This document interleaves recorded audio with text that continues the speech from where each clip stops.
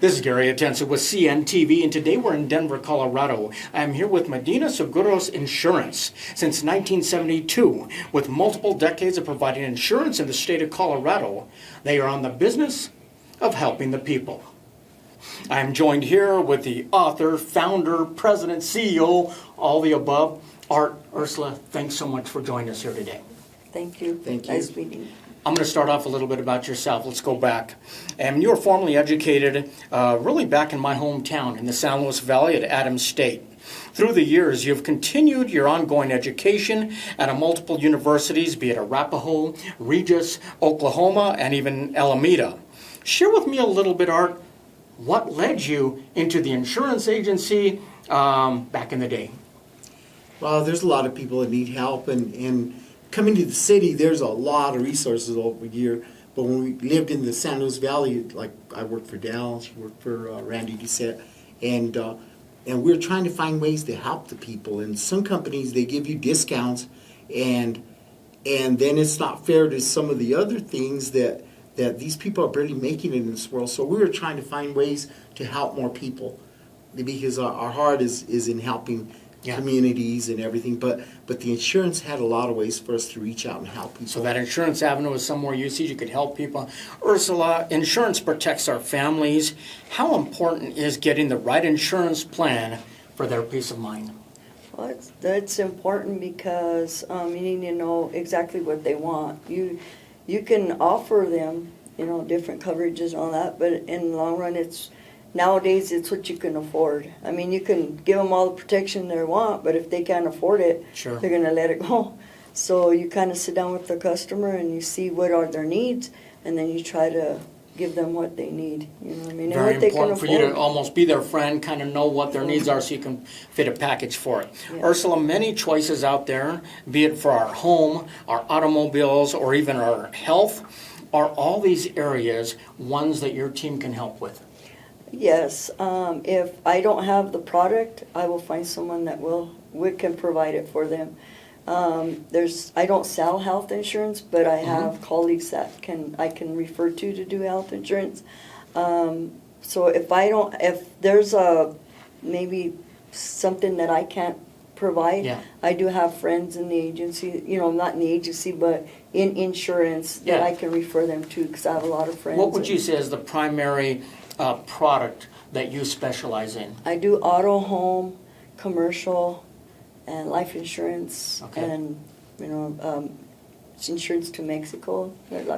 And I do offer insurance to people that have foreign drivers, because a lot of insurance agencies don't want to offer that. And I do offer a lot of insurance to people. We have a lot of immigrants coming in, and they have to have insurance, so I sell them that. And I do provide insurance, Mexico insurance, to have insurance in Mexico, SR22s, Obviously, insurance, some insurance is optional, yet there's others that are required and keep us legal, really out of trouble. Is the SR22 insurance one that you can assist with as well? Yes, I can offer SR22. I can offer, we sell a broad form insurance, where if you own, let's say, 8 cars, and you're the only one that drives them, I can sell you an insurance. It's called a broad form insurance, where it covers you and any car you drive. So it's like you're wearing insurance. I've been selling that for like 25 years. So if you have, like, say, 8 cars and you're the only one that drives it, you can wear like liability insurance. So any car you get into has insurance, whether you own it or you don't. Okay. So I offer that too. Interesting. I mean, Art, by providing protection for families with insurance through the years, you have been able to really feed your real passion, which is helping the people. Are your nonprofits what really maybe motivates you and gets you up every day? Yeah, I think since 6th grade I started running programs, and I didn't drink or anything, so my friends could pass out there or whatever, I'll babysit them. And then I got contracted with 15 agencies in the San Luis Valley, 29 school districts, ended up with 7 awards from Health and Human Services, and then Governor Romer gave me a thing for developing communities and stuff, and I worked with Archbishop Desmond Tutu on mentoring adults and stuff like that. So to me, it's just a passion. I can't stand to see people suffer, and I need to go out there and help them. Excellent. Art, helping our youth, I mean, that really goes back through the years with you. Young entrepreneurs, boys and girls clubs, boxing clubs, drug prevention, and even, I mean, gang intervention. Does our youth, would you say, hold a special place in your heart? I look at them as the greatest person that I could have that vessel become. Yeah. I just guide them and let them do it because they're beautiful people. Excellent. I mean, obviously as a father, grandfather, and a great-grandfather, is any of your own family involved in the day-to-day operations of any of your organizations today? No, I tend to like to do everything by myself because Yeah. I stopped writing grants in 95 because my hands were tied by a lot of things I had to do. Okay. And I didn't like that. I wanted to teach these kids the truth, wanted them to go out and use that beauty that they have in that vessel to just go out and show this world what they could accomplish. And it don't matter if they're from the valley or from anywhere, this whole world, we're all one. And to see that happen, you don't know which kid is the one that had the answer for big things. So for me, I like doing it by myself because a lot of people would stop. Yep. And I didn't want to hurt the kids or their families. So I pretty much All by want it. yourself type of thing. I'll do it. Ursula, have any of the kids ever, I mean, do you think you'll leave any of these organizations or programs behind for the kids? Is that, what do you think your legacy will be when you're leaving behind something? Well, I don't know if my kids will take it over, but, you hope they would. But, now we don't really, like, with the youth, I mean, if there's youth, we're going to be there to help them. Now we're more towards our homeless. My husband started the food bank, clothing bank. We goes and gets the jackets and, for the families. We help as many families as we can. We've gotten older, so we can't just, back in the day we could just help the Sure. youth, and now it's, we more towards everybody, however we can help, because, we're older now. We're not, we're in the boxing times when we're 30 and 30 years old and we're be able to box and stuff, but now it's mainly, just helping our communities any way we can. I mean, if you have, there for a while they didn't have coats and stuff for the drive-in, and they put it on, and now people are coming in, bringing us jackets, because, it's getting cold and we got to provide that. And he also, gets a lot of bikes donated to him so he can, provide bikes to our homeless community too.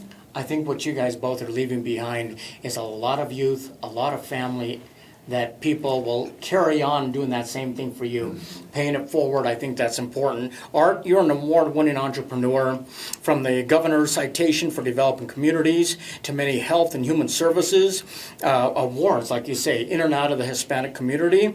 I mean, you've worked with dozens of agencies and school districts. Do you think it's important that our families get involved in communities today? Yeah, and I really never wanted to be looked at as awards because I'd give them all up to save some of my gang kids that got killed real young or whatever. But I think that when we move like you say, pay it forward, I think that we can really help a lot of people. And so, be honest with you, a lot of people had never gone to church. So we used to take them to church and get them saved and all that. They never knew about a Bible or 24/7, anybody that could help them. So a lot of our gang members that were dealing drugs like crazy ended up being pastors. I didn't push that. Because my grants didn't let me. But that happened because they learned something different than what they were brought up with, and how they could reach out and help people so that they don't suffer. Excellent. Like I say, you're very aware of people suffering, something that really drives you, that's your motivation. Art, before we let you go, what are some of the recent projects maybe that you're working on, like the memorials for loved ones? Oh, my wife, we're involved with a lot of organizations like a global nonprofits and a whole bunch of stuff. So we have one that's All Occasion Memories. And I'll let my wife talk a little bit about that. Okay. What I do there is the reason why I started that. Well, I never had a picture of my mom. She passed away when I was little. So when I got the picture of her, it brought healing. So then when we started is when we had the boxing club, a lot of our, kids were dying or their parents were dying. So I started making like a picture, like a memorial picture, and then I would put a rosary in there if they were Catholics, and I would give that. And then I just grew it more and more, and now I do memorial lockets. So what I do is I get on Facebook and I see someone that's passed away. I will reach out to them, tell me, can I send you some memorial lockets for free to bring healing, and that's what I do. And then if people want to donate, they donate. I also make the collages for like the funerals or even the videos. Yeah. So if they want to reach out to me, and if they want to donate, we do that because we just, some people can't afford it. Exactly. I was going to ask you how other people out there can help in some of your projects and programs. Well, Donating obviously is a big one. Donations. I mean, they could donate their time if they want. Sometimes if they want to go help get the food or even just unload the food. And we have a lot of people that do come in and they help us unload it. Even I guess bring us, if they want to donate their clothing instead of taking it to Goodwill, they could drop it off. Because I do have a lot of families that they need clothing or they need diapers or they need this, and we try to find the resource that we can do to help. If I can find it, I do have a lot of resources, and I find in my community that can help, I resource it out. We can't do everything ourselves, Sure. but if we have resources, we can resource it out. Together we're powerful, Together right? we Everybody help. pitching in on Yes. that. Art, regardless if it's insurance or a nonprofit, I mean, at the end of the day, it is ayudando la gente, which is really helping the children, helping the people. Is this rewarding work for you? I think I was just born for that. When I'd go to gangs and I'd break them up, and it'd be a bunch of gangs trying to kill each other, and they go, "Wow, did you see that guy was trying to jump you from behind? He flew and hit that fence." And I thought, well, it's probably one of my big boxers threw him off. But I told him, you know what, you guys would kill me. You'll see a smile on my face. Because I'm here to help you guys to stop this already. We're all one in this world, and we can make this world a lot better. So to me, I already knew, and when I was 2 years old, I seen my uncle walk in to houses that we just warmed up one area with a heater and then had wood stove, and we had to carry water and all that. And he thought I was their son, and he puts a gun towards me, and he goes, "And I'll take our son too." And I started crawling under the blankets, and then I looked up and I seen his face. It was red. He was drunk. He was envious, jealous, everything. And I go, I know how to fix that.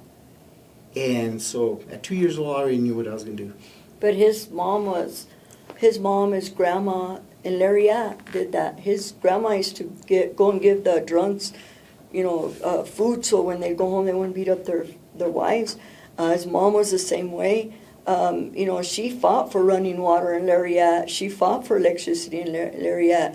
So she even helped people get their GEDs, and she only had 6th grade education, and then she ended up graduating with one of her daughters. So it runs in his blood. And I was probably, when I married him, and we started doing that, it was just like, it's part of me too, you know what I mean? We're going to help, and any way we can help people, that's what we're put in this world. And it don't ever have to be money. It could be like your jacket, your gloves, instead of throwing them away, donate them, anything. Real tangible ways helping people out there. Everybody thinks it has to be something big over the top, and yet if we all come together with those small things, obviously your roots have made you who you are today. Yes. That resilience that you've been brought up with, those experiences, great story, very honored to tell it. Viewers, let's take a look at the bottom of the screen right there. What you're going to see is their website. On the website, you've got the insurance website, which will have the services they provide out there. I mean, if your family wants to work with professionals who truly want to help the people, look no further. That is Medina Insurance Agency, supporting nonprofits and really just helping the people. This is Gary Atencio with CNTV. And if you don't know, now you know.